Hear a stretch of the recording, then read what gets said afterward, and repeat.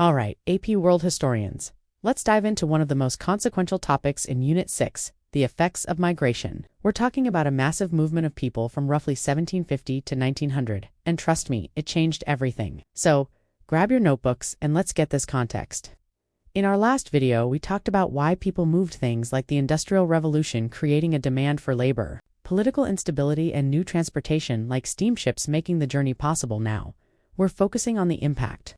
What happened when millions of people packed their bags and crossed oceans and continents? We'll break this down into three main categories: the effects on the home societies they left, the effects on the host societies they arrived in, and the long-term global impact. Let's start with the home societies. What happens when a ton of your people, mostly young men, just leave? For one, you get a significant demographic shift. In places like Ireland after the potato famine, or parts of China and India, the population balance got all out of whack. But it wasn't just about numbers. The people who left were often the most ambitious, the ones willing to take a risk. This brain drain, or more accurately, labor drain, could slow down economic development back home. However, it wasn't all negative. These migrants often sent money back home. These payments, called remittances, became a crucial part of the economy for many families and even entire villages. Think about it. A son working in a factory in America could send back wages that were many times what he could earn in his rural Italian village. This money could support families, pay off debts, and sometimes even fund small businesses. So, while the home country lost people, it gained a new source of income from abroad. Another interesting effect was the changing role of women. When men left to find work, women often had to step up and take on new responsibilities. They managed farms, ran family businesses, and became the heads of their households. This wasn't always easy, and they faced immense pressure, but it undeniably shifted traditional gender roles and gave many women a new level of autonomy and authority within their families and communities. Okay, let's switch gears and talk about the host societies. This is where things get really complex. The arrival of millions of immigrants had a massive impact, and we need to look at it from economic, social, and political angles. Economically, migrants were the engine of industrial growth. Who do you think built the railroads across the United States and Canada? A huge number of Chinese and Irish laborers, who worked in the factories of Britain, the mines of South Africa, or the plantations in the Caribbean. Migrants from all over the world, they provided the cheap, plentiful labor that the industrializing economies desperately needed. They fueled production, built infrastructure, and helped create immense wealth, though sadly they rarely got to share in much of it themselves. But this influx of labor wasn't always welcomed. Local workers often saw migrants as competition, who would drive down wages. This created tension and resentment. For example, in California, white workers felt threatened by Chinese laborers, which fueled a lot of the anti-Chinese sentiment we'll talk about in a moment. So, economically, migration was a double-edged sword. It powered growth but also created conflict. Socially, the effects were profound. The arrival of diverse groups of people led to the creation of what we call ethnic enclaves. Think of Chinatowns in San Francisco, Little Italies in New York City, or Irish neighborhoods in Boston. These were communities where migrants could maintain their culture, speak their language, eat their food, and support each other in a new and often hostile land. They established temples, churches, social clubs, and newspapers.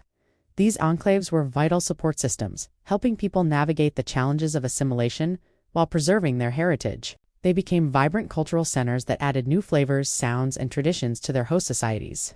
Just think about how much of the food we love today, from pizza to pad thai, came to places like the US through migration. However, this cultural mixing wasn't always a beautiful mosaic. The flip side of ethnic enclaves was prejudice, discrimination, and nativism. Nativism is the policy of protecting the interests of native-born inhabitants against the interests of immigrants. Host societies often viewed migrants as racially and culturally inferior. They were stereotyped as dirty, lazy, or criminal. This wasn't just casual prejudice. It was systemic. This leads us to the political effects. Nativist sentiment often translated into discriminatory laws.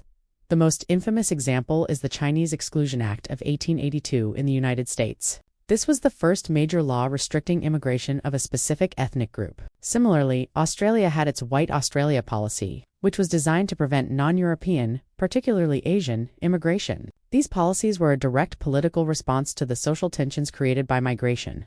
Governments were essentially trying to regulate who was allowed to be part of the nation. But migrants didn't just passively accept this. They resisted, they organized labor unions, published newspapers to voice their concerns, and fought for their rights in court. While they faced incredible obstacles, Their struggles were an important part of the broader fight for civil rights and labor rights in the 19th and 20th centuries. Finally, let's zoom out and look at the long-term global impact. This era of migration fundamentally reshaped the world's demographic map. It created multicultural societies where none had existed before. Countries like the United States, Argentina, Canada, and Australia became settler colonies or nations of immigrants, with their identities forged by the constant influx of new people. This process also accelerated globalization. Migrants were connectors. They linked their home and host countries through networks of trade, communication, and culture. Ideas, technologies, and traditions flowed back and forth along these migratory paths. The world became more interconnected, more intertwined than ever before. A crop failure in Ireland could have a direct impact on the labor market in Boston. A political revolution in China could lead to a new community being established in Peru. So, to wrap it all up for your AP exam, what are the key takeaways? First, understand that migration had complex effects on both home and host societies. For home societies, think about the demographic shifts, remittances, and changing gender roles. For host societies, focus on the economic contributions of migrants, the social creation of ethnic enclaves, and the political backlash of nativism and discriminatory laws like the Chinese Exclusion Act. Remember that migrants were not just passive victims. They were active agents who shaped their own destinies and the societies they lived in. They built communities, preserved their cultures, and fought against injustice. The story of migration in this period is a story of economic necessity, cultural exchange, and human resilience. It's a story that laid the foundation for the globalized multicultural world we live in today. This is a huge topic, so make sure you review your notes. Don't forget to hit that notifications bell, like and subscribe for more AP World History review videos. Keep up the great work, and I'll see you in the next one.